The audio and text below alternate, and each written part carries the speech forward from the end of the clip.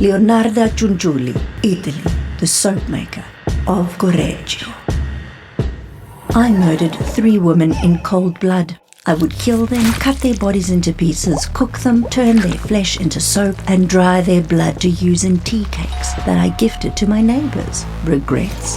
No. Because if I'd gotten caught, I would have continued killing them. My story shakes the earth as the first female serial killer in Italy. My name is Leonarda Cianciulli of Italy, the soap maker of 𝗕𝗲𝗄𝗧. And this is my story, early days.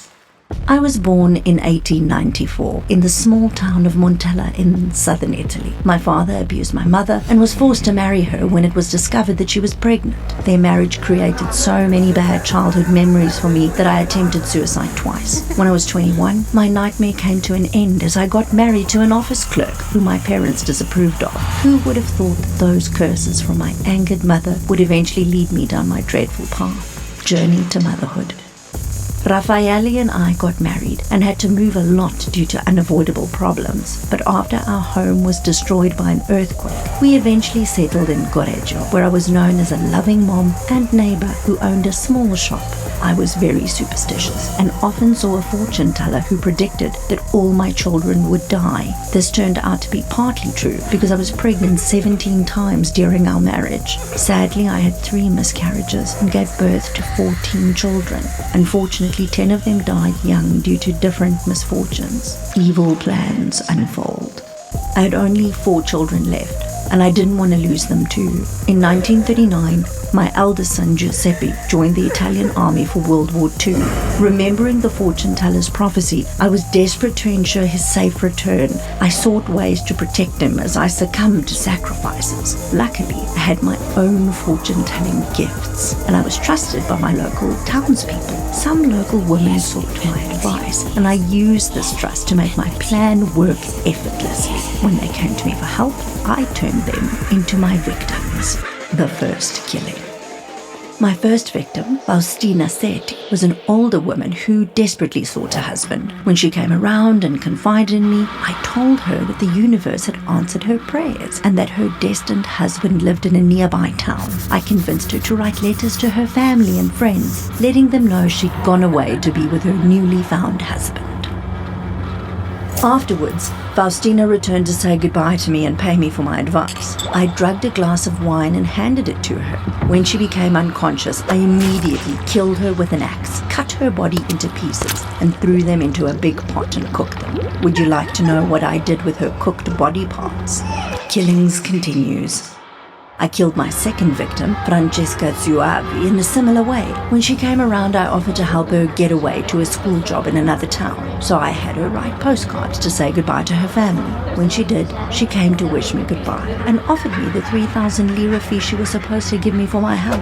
Just like Faustina, I drugged her and killed her with an axe, cut her body into pieces, and cooked it inside my large pot in the kitchen. So my third and last victim was an opera singer who wanted a good life in the big city. Her name was Virginia Chiappo, and it was asserted that she paid me 50,000 lira to find her a job as a secretary in Florence. But her life ended, just like my other 2 victims. Killing 3 women with an axe was actually enough to tag me as a monster. But my evil deeds didn't just end at cooking the bodies. They were more horrific, and I'll have to admit disgusting. What I did with those cooked human bodies was unimaginable, turning blood and flesh to cake and soap.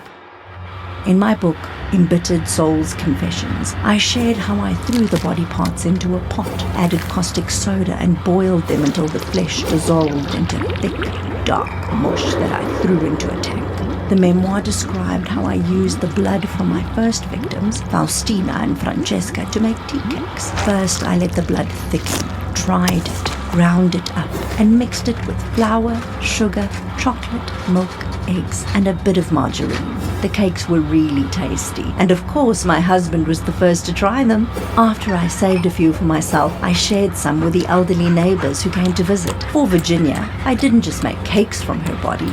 Her flesh was really sweet, so I melted it, added cologne, and made soap bars and gave them out to neighbors and acquaintances. Suspicion. I was caught after my third victim. Unfortunately, Virginia wasn't lonely. Her sister-in-law was worried when she got a letter saying Virginia was moving to Florence suddenly and reported her missing to the local police chief. Witnesses said Virginia was last seen at my house, which raised suspicion. The trial. The police asked questions, and without hesitation, I admitted to killing Virginia and my first two victims. During my trial in 1946, I showed no remorse and remained cold. Why not? No one understood the pain I'd undergone. Having 14 children and losing 10, surely I had to do everything in my power to protect the ones I had left. Trying to redeem myself, I mentioned how I sacrificed a copper spoon I'd used for my kettles to my country when it badly needed metal during the war. Behind bars. A palm reader once warned me of my bad future. She said you'll go to jail and to an asylum. Just as predicted, I got 30 years in jail and 3 years in an asylum. My son survived the war. Maybe my cruel sacrifices worked, but he and my husband were accused of helping me. My son 𝗕𝗲𝗄𝗆 admitted to sending fake letters and throwing body parts in the river, but he denied knowing about the murders. Anyway, in the end, they were both found not guilty. The end of my journey. At age 76, my journey on this earth came to an end as I was diagnosed with cerebral apprehension after being moved to a women's criminal asylum. To date, my story continues to be told by many. The Museo Criminologica in Rome holds a number of items related to my case, including the axe, the pot, and images of my victims.